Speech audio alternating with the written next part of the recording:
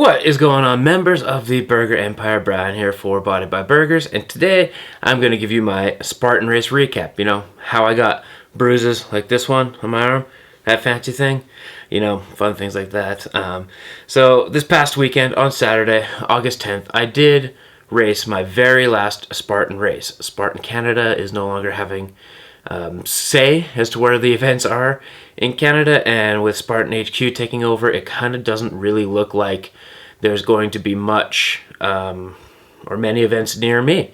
So with the final one being said, it is a little bit bittersweet with now that, you know, all is said and done and things are going to be moving on and moving separate ways, I guess. But if this was the final one, at least I gave my honest effort and I enjoyed every part of it. So let's run through the obstacles. I did do the 5K sprint, so I wasn't going to do the super. I know where my physical capabilities are at, but basically from the start there was a lot of running on the start. More than half the course was running with very, very few obstacles.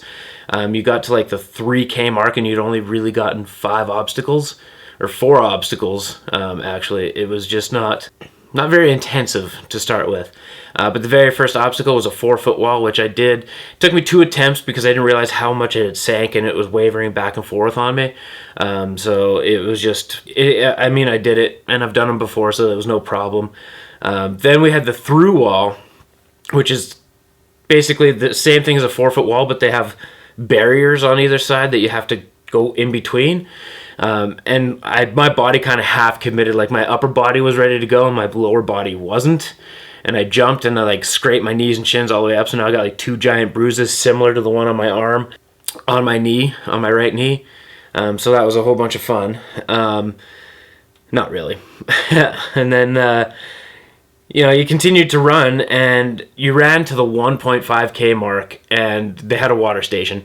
And this year it was very nice to have water stations that told you how far you were into the race, how far you could pace and have fun like that. Then the next one, basically right after the water station, was a vertical cargo net. It wasn't all that tall. I want to say it was about 8 feet.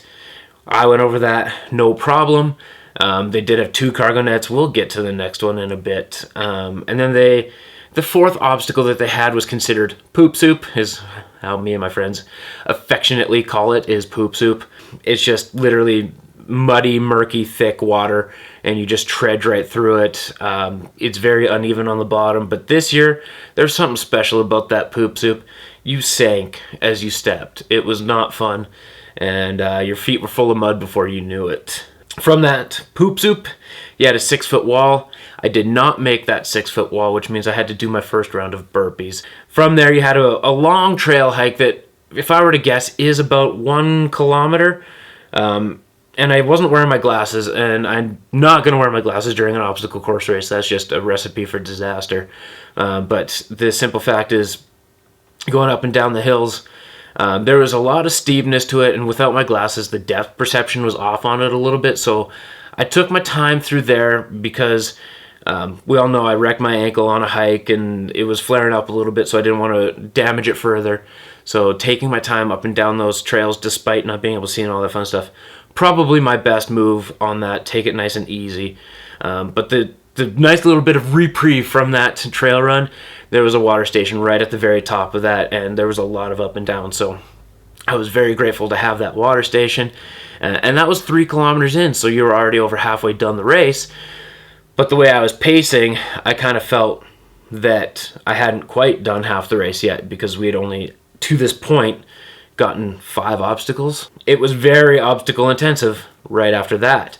But after the water station, there was the monkey bars. And the monkey bars were positioned a little bit different this year. Even with me like reaching, I couldn't even grab the first ring or the first bar for the monkey bar. So I had to jump, and then literally just the momentum of my body weight took me right off. So I had to do burpees on that one right away. Then they had the plate drag, which was a drag and carry. It was basically a plate full of rocks where we pulled a rope, and then once we got the rope pulled, you grab a chain and you drag it back. No big deal, not that hard. Then after that, we had the inverted wall.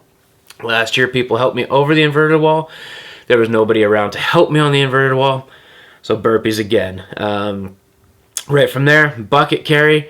Normally, the other years, they had the stipulation with the bucket carry that you couldn't like wrap it around or carry it over your shoulder because there was holes in the bucket and all the dirt and rocks that were in the bucket would have fallen out and made it not fair for the people further down the line. So I did start like with the carry in front, and then I seen somebody pass me that had it over their shoulder. So halfway down the road, I just threw it over my shoulder, went up the hill, moved on to the next obstacle, which was another carry, the sandbag carry. No big deal on that one. It didn't even weigh a ton. Throw it over the shoulder, make my way down on the right shoulder, hit the bottom of the hill, bring it down, clean it back up onto the left shoulder, back up the hill. We move on. From there, we had the multi-rig. For those of you who don't know what the multi-rig is, it's rings, ropes, and bars that swing back and forth, and you have to get through it, and they're all at various heights, so it makes it a little bit difficult. I had no hope in hell to make that one, so burpees, away we go. Next station from there is the Hercules hoist. Fancy name basically for a sandbag pull. There's a bag down at the bottom of the ground, big rope to the top, down. You have to pull it up, and then the big thing is you have to control it down. You can't just drop it. If you drop the sandbag, you got burpees. I do believe that sandbag was somewhere around 50 pounds. Not a big deal.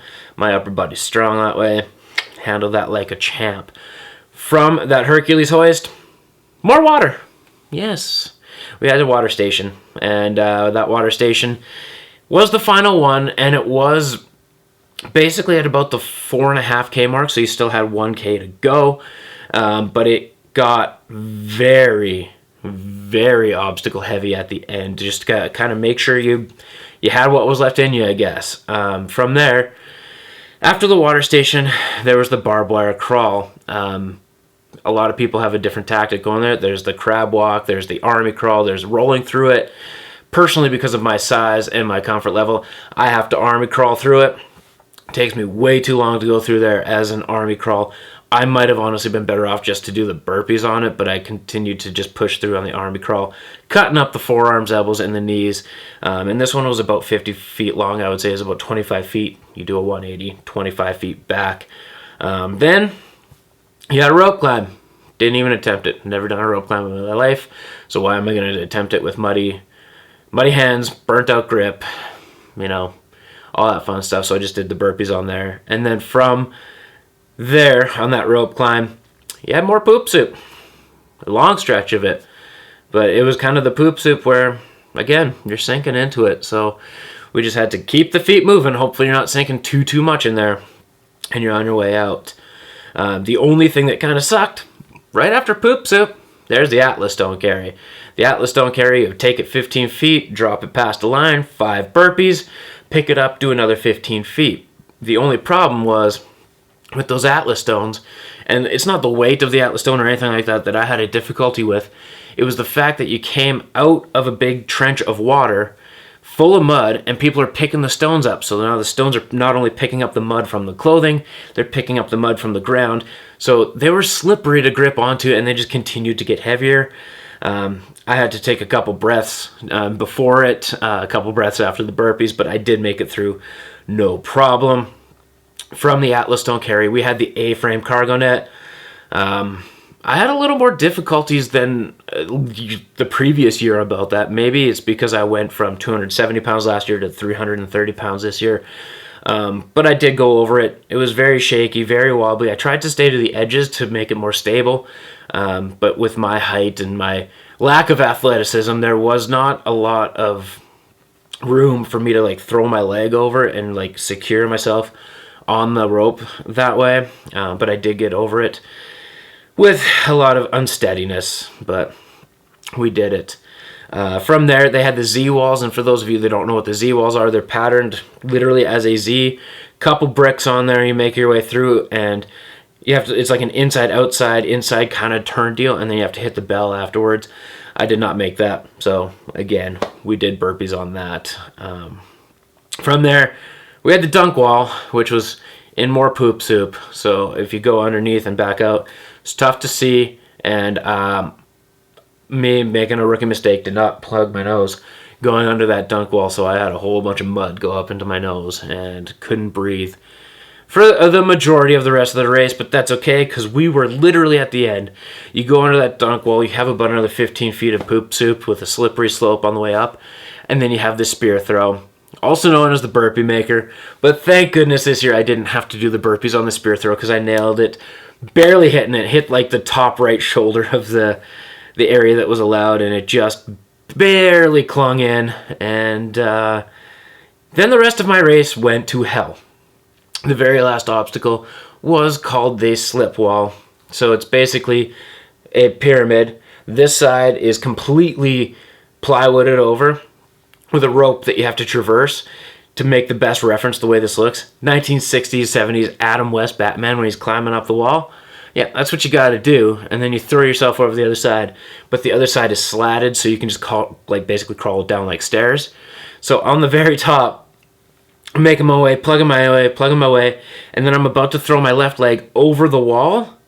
And once I did, my right leg slipped, and I started going down the wall. I was still thankfully hanging onto the rope at that point, trying to grip with what my hands had left in them, gripping, but I slid down, hit a knot in the rope where you kind of start your climb with that rope, hands let go, free fall for about 10 feet, land on the ground. Takes the wind out of me. I'm staring at the sky, not breathing, but feeling my limbs. And I'm like, okay, well, I'm alive. Catch the wind back up, and then I just lay on the ground, and I just clap at myself like, yeah, that's going to happen. But got some pretty big bruises on there. You had a bit of shortness of breath, and it kind of felt like a cracked / bruised rib. Not sore today, so I kind of highly doubt that was the case on it, but it was right at the finish line. I should have done burpees. I didn't do burpees because I felt like I literally broke myself at that point and crossed the finish line. It took me this year about an hour and 45 minutes, which is the fastest that I have ran a Spartan race. It was a lot shorter than last year's, and it was cold, but it wasn't raining. It was only like 14 degrees, so it was just enough that I could avoid cramping, and I was still sweating and having a good time, but it's bittersweet that the Spartan races are over because, once you're doing the race, you're kind of like, why am I doing this? I kind of hate doing this. Why did I sign up for it? I'm paying for my death kind of situation. But once you're done, you feel a sense of accomplishment and kind of want to do another one. But if this is truly the end, it is truly the end. I'll thank Spartan Race Canada for pushing me past the limits that I thought I had for the 3 races that I ran them. And I appreciate them allowing us the opportunity to do that. If you're clicking on this video from somewhere where I'm not located and Spartan Race is still going strong in your area, I recommend it. Do it. It's challenging and it's a good time. So that is my race recap, my race summary. I came out with some bruises, some injuries, and some life lessons, but that's what the Spartan races are about. So thank you for clicking on today's video, guys. If you like the video, make sure to like the video. Comment in the comment section below. If you've done your trifecta or if you're working on your trifecta, things like that always interest me. It's good to see others going out and getting the goals that they are achieving. Subscribe if you haven't subscribed already. It is the only way to become a member of the Burger Empire. And until next time, everybody, Burger Power.